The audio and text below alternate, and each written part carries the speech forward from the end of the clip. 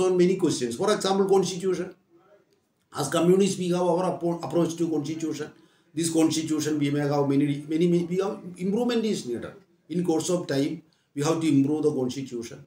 Now, there are many, for example, the question of private property, many questions are there. And even in 19, because I am explaining since this question, this constitution has, for example, in 1930, Government of India Act, and many were taken from that Government of India Act, verbatim, many articles were taken, of course. But Dr. Ambedkar, when this constitution was drafted, in spite of these problems, many democratic rights were there.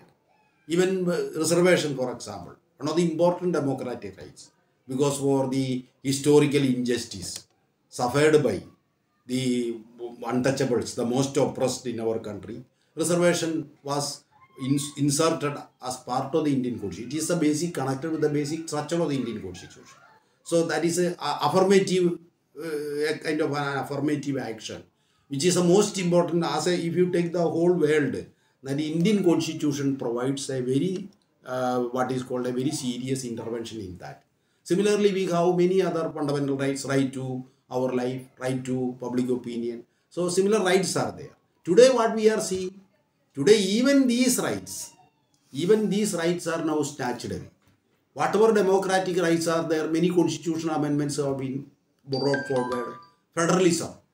Now federalism is only in name, because you know the Modi government in 2017, June 30th midnight, called a midnight session of Indian Parliament. Earlier, the midnight session of Indian Parliament took place at the time of power transfer. When the Britishers went there, the power was transferred to the Indian people. Now in 2017, June 30th, another midnight session of the Indian Parliament was held. Again for another power transfer.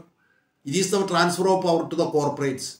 Because the whole economy, the tax power of the states, 60% of the tax powers of the states were now being taken over by the Indian state, which serves the interest of the Indian capital, a unified, a uniform, unitary market.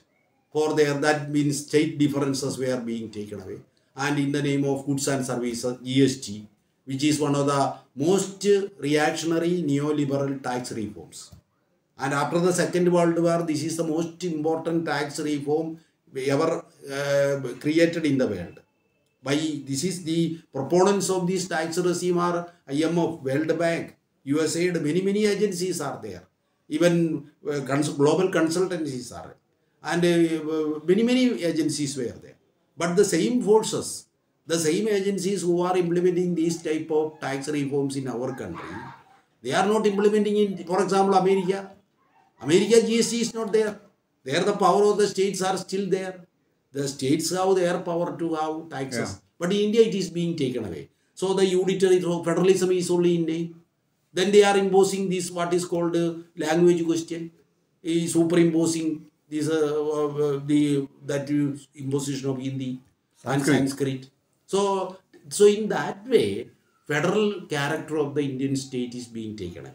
So similarly, as I have already said, that in many fields, India is a multinational. That means composed of many nationalities, multicultural, multilingual, and multi-ethnic, multi-religious country. So Indian Constitution accepts all these things. At least so far, for the last 75 years we have seen. But from 2014 onward, we are seeing a different perception, a different understanding. The 370, Article 370 is abrogated. And that is, it was actually, Constitution is amended. We know how Kashmir came into existence, etc., which is historical. Similarly, what happened in the case of this Citizenship Amendment, CAA, that means the Muslims are now treated as second-class citizens. What is the situation? Indian Constitution does not make a distinction between religious or for citizenship.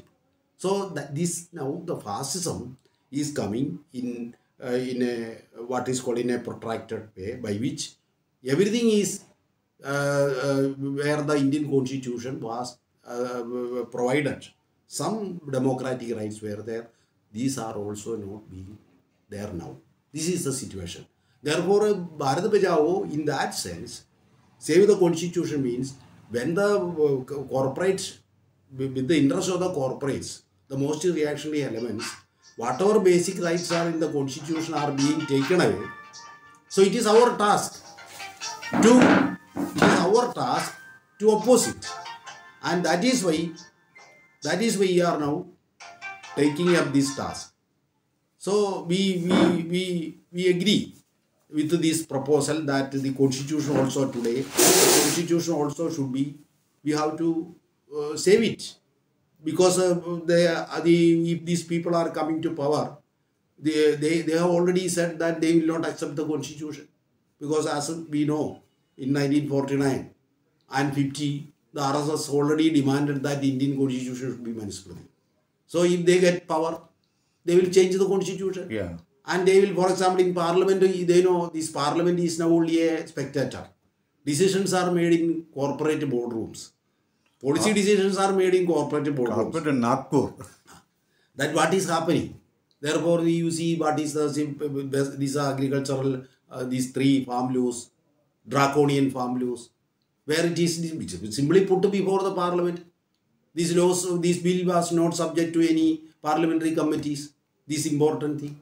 Similarly, labor laws, environment impact assessment, EIA, education bill, education, this NEP 2020.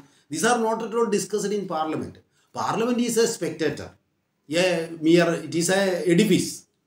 During the time of Hitler, they have to abolish the parliament, because fascism can be a full-fledged, there can be implemented only by abolishing the parliament. Today, the Modi regime and the fascists the world over, neo-fascists the world over, they are capable to maintain the parliament, and at the same time they can implement neo-fascism. That is the difference.